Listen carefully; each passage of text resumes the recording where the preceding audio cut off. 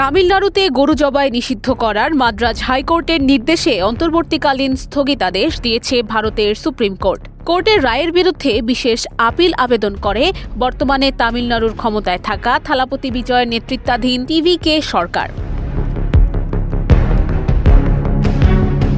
ওই আপিল আবেদনের পরিপ্রেক্ষিতে সুপ্রিম কোর্ট এই গুরুত্বপূর্ণ আদেশটি জারি করেন। এই সিদ্ধান্তকে একদিকে যেমন আইনের শাসনে বিজয় বলা হচ্ছে, অন্যদিকে ধর্মীয় সম্প্রীতির বার্তা হিসেবেও দেখছেন অনেকেই।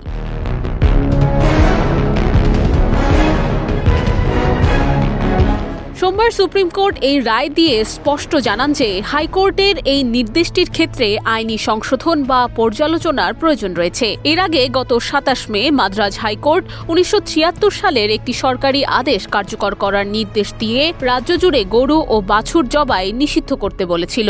রায়ে সংবিধানের ৪৮ নম্বর অনুচ্ছেদ এবং গবাদি পশু সংরক্ষণের বিষয়টি তুলে ধরা হয়।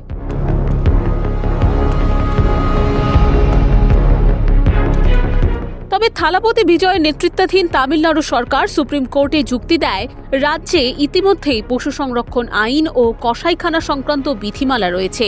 সেই আইনের নির্দিষ্ট শর্তে পশু জবাই নিয়ন্ত্রিত হলেও কোথাও সম্পূর্ণ নিষেধাজ্ঞার কথা বলা হয়নি। তাই হাইকোর্টের নির্দেশ বিদ্যমান আইনের সীমা অতিক্রম করেছে। সুপ্রিম কোর্ট আপাতত সেই নিষেধাজ্ঞা স্থগিত রাখায় চূড়ান্ত রায় না হওয়া পর্যন্ত আগের আইনই বহাল থাকবে।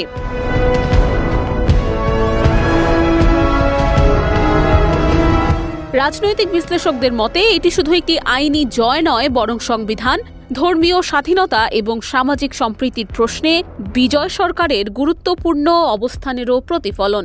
অন্যদিকে মামলার চূড়ান্ত নিষ্পত্তি না হওয়া পর্যন্ত বিষয়টি নিয়ে আইনি লড়াই চলবে বলেও স্পষ্ট করেছে ভারতের সর্বোচ্চ আদালত। নুসরাত অনন্যা, ডেস্ক রিপোর্ট, এদিন।